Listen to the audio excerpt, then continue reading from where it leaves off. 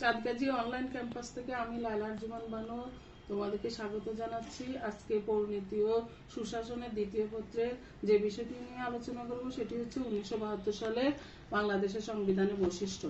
1972 সালে বাংলাদেশের সংবিধানের বৈশিষ্ট্যটি আলোচনা করার প্রথমে আমি যে কথাগুলো বলবো সেটি হচ্ছে 1971 সালে স্বাধীনতা লাভের পর থেকে গণপ্রজাতান্ত্রিক বাংলাদেশে শাসনতন্ত্রটি রচনা করার জন্য একটি গণপরিষদ গঠন করা হয়। উক্ত গণপরিষদকে বাংলাদেশের সংবিধান রচনার দায়িত্ব দেওয়া হয়। গণপরিষদ দীর্ঘ 1 বছর পরিশ্রম করে 1972 সালে বাংলাদেশের জন্য একটি সংবিধান রচনা করে। সংবিধানের বৈশিষ্ট্যগুলো আলোচনা করছি। প্রথম যে বৈশিষ্ট্যটি সেটি হচ্ছে লিখিত সংবিধান। বাংলাদেশের সংবিধানটি লিখিত ও একটি সংক্ষিপ্ত সংবিধান। মোট এটা 82 পৃষ্ঠার একটি সংবিধান। এতে 153টি অনুচ্ছেদ, 11টি ভাগে বিভক্ত, একটি প্রস্তাব ও 4টি তফসিল রয়েছে। এতে বাংলাদেশের শাসনতন্ত্রের কাঠামো, বাংলাদেশের ভাষা কি হবে, জাতীয় সঙ্গীত কি হবে, বাংলাদেশের পতাকা কি হবে ইত্যাদি সুস্পষ্টভাবে উল্লেখ করা হয়। দ্বিতীয় যে বৈশিষ্ট্যটি সেই বৈশিষ্ট্যটি হচ্ছে প্রজাতন্ত্র।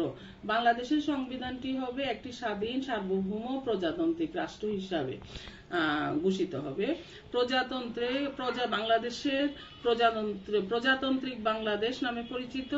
এই প্রজাতন্ত্রে যে সর্বময় ক্ষমতা থাকবে জনগণের হাতে এবং নামে মাত্র একজন রাষ্ট্রপতি থাকবে। ও রাষ্ট্রভাষা বাংলা এবং বাংলা ভাষায় শাসনতন্ত্রটি পরিচালিত হবে। সংবিধানের বিভিন্ন অনুচ্ছেদে এই সম্পর্কে উল্লেখ করা হয়েছে। তো তৃতীয় যে বৈশিষ্ট্যটি সেটি হচ্ছে দুষ্পরিবর্তনীয় সংবিধান। দুষ্পরিবর্তনীয় সংবিধান হচ্ছে যে সংবিধানটি সহজে পরিবর্তন করা যায় না। যদিও বাংলাদেশের সংবিধানে দুষ্পরিবর্তনীয় সংবিধানের কথা উল্লেখ করা আছে, তবুও এখানে আরো একটি বিষয় উল্লেখ করা আছে যে সংবিধানের বিশেষ প্রয়োজনে সংবিধানটি সংশোধন করা যাবে 2/3 সদস্যদের ভোটে। তোমাদের জানার জন্য আরেকটি কথা বলতেছি, যদিও বাংলাদেশের সংবিধানটি দুষ্পরিবর্তনীয় সংবিধান, কিন্তু বর্তমান পর্যন্ত বাংলাদেশের সংবিধানটি 17 বার সংশোধন করা হয়েছে। চতুর্থ যে বৈশিষ্ট্যটি সেটি হচ্ছে মৌলিক অধিকার। বাংলাদেশের সংবিধানে নাগরিকের মৌলিক অধিকার নিশ্চিত করা হয়।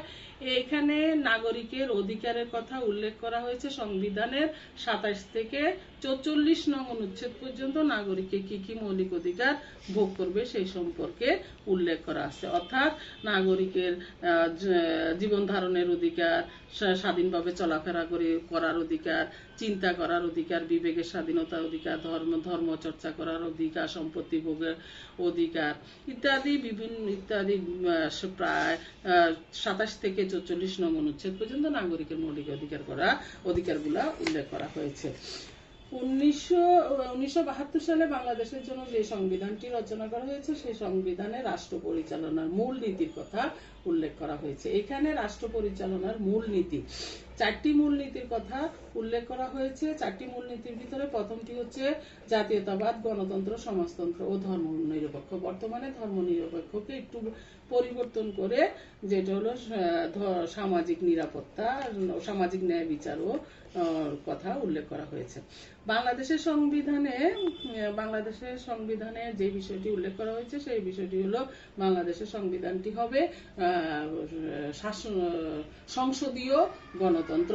1972 সালে যে সংবিধান উল্লেখ করা হয়েছে সেই সংবিধানে বলা হয় বাংলাদেশের শাসনতন্ত্রটি হবে যে সংসদীয় গণতন্ত্র। অর্থাৎ সংসদীয় গণতন্ত্রের আরেকটা নাম হচ্ছে মন্ত্রিপরিষদ শাসিত সরকার প্রবর্তন করা হবে। এই ক্ষেত্রে প্রধানমন্ত্রী হচ্ছে সর্বময় ক্ষমতার অধিকারী, রাষ্ট্রপতি নামে মাত্র একজন রাষ্ট্রপতি থাকবেন। জাতীয় সংসদ সার্বভৌম ক্ষমতা প্রদান করা হবে এবং মন্ত্রী পরিষদের সদস্যগণ একক ও যৌথভাবে জাতীয় সংসদ মন্ত্রী পরিষদের সদস্যগণ দ্বারা জাতীয় সংসদ পরিচালিত হবে।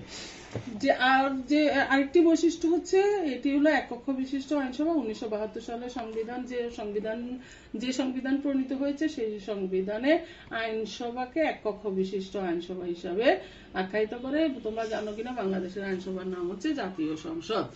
জাতীয় সংসদটি হবে এক কক্ষ বিশিষ্ট। এতে বর্তমানে সদস্য সংখ্যা হচ্ছে 350টি। 300টি হচ্ছে নির্বাচিত সদস্য আর 50টি হচ্ছে সংরক্ষিত মহিলা সদস্য।